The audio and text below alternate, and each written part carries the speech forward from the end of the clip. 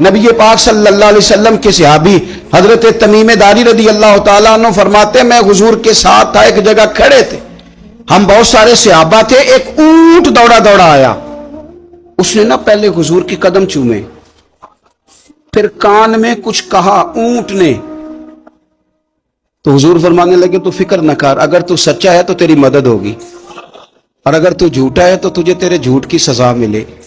یعنی میں کیسے اس بندے کو سمجھاؤں، میں کیسے اسے سمجھاؤں، کمیٹی ڈال کے رو کے درد سے ادھار لے کے کوئی مدینے گیا اور ماڑا بندہ، اور اس کی تڑپ ہے کہ میں سونے کو اپنے دکھ سناؤں، تو وہ کھڑا ہوا تو ایک صاحب اسے کہنے لگے یہ معاذ اللہ سنتے نہیں تو کس کو سنا رہا ہے، چپ کر، کنٹرول کر اپنی زبان کو، اگر دین نہیں آتا تو نبی پاک سے محبت کرنے والوں کے دل نہ توڑ۔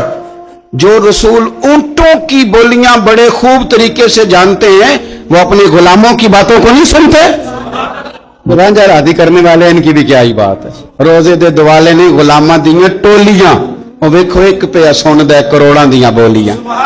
اونٹ آیا، آ کے اس نے پہلے قدم چومے، کان میں کچھ کہا، حضور نے فرمایا تو فکر نہ کر، اگر تو سچا ہے تو جیسے تو کہتا ہے ویسے ہو جائے گا، اور اگر تو جھوٹا ہے تو پھر تجھے تیرے جھوٹ کی سزا بھی ملے گی۔ تھوڑی دیر گزری تو حضرت تمیم داری رضی اللہ تعالیٰ عنہ فرماتے ہیں کچھ لوگ دوڑے دوڑے آئے، عرض کرنے لگے حضور یہ ہمارا اونٹ بھاگ آیا ہے اور 3 دن سے بھاگا ہے، مل نہیں رہا۔ حضور فرمانے لگے یہ تو تمہاری شکایت کر رہا ہے، یہ تو کہہ رہا ہے یا رسول اللہ میں نے گرمی سردی میں ان کی خدمت کی، اور جب میں بوڑھا ہو گیا تو انہوں نے مجھے افزائش نسل کے لیے رکھ لیا، میری نسل سے ان کے کتنے اونٹ پیدا ہوئے، اب میں بوڑھا ہو گیا ہوں تو مجھے کاٹ کے ذبح کر کے کھانا چاہتے ہیں۔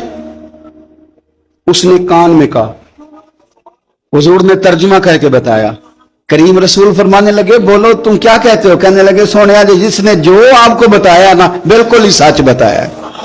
ابو داؤد شریف کی حدیث عرض کر رہا ہوں، حضور بالکل ایسے ہی ہے، گرمی سردی میں اس نے کام کیا، پھر ہم نے اس سے بڑے افزائش نسل کا کام لیا، حضور ذبح کرنا چاہتے ہیں۔ تو نبی پاک فرمانے لگے اتنی جو خدمت کرے اس کا صلہ پھر چھری ہے، کہ تم اچھا صلہ دے رہے ہو؟ کہنے لگے حضور ہم کچھ نہیں کہتے، ذبح بھی نہیں کرتے، آپ اس کو دے دیں۔ حضور فرمانے لگے اب نہیں میں تم پہ اعتماد کرتا، اس طرح کرو میرے ہاتھ بیچ دو۔ 100 دینار کا میرے نبی پاک نے اونٹ خرید لیا۔ حضور نے نا اونٹ کو تھپکی دی، فرمایا جا تو آزاد ہے۔ اونٹ نے نا پتہ نہیں کیا باتیں کی، ایک بات کی تو حضور نے فرمایا آمین، دوسری کی تو کہا آمین، تیسری کی دعا کی تو کہا آمین، چوتھی بات اونٹ نے کی تو نبی پاک رو پڑے۔ اونٹ چلا گیا، صحابہ کہتے ہیں عرض کی یا رسول اللہ اونٹ نے کیا کہا ہے؟ تو حضور فرمانے لگے اس نے پہلی دفعہ یہ کہا ہے کہ یا رسول اللہ اللہ آپ کو میری طرف سے، اسلام کی طرف کے اور قرآن کی طرف سے بہترین صلہ عطا کرے۔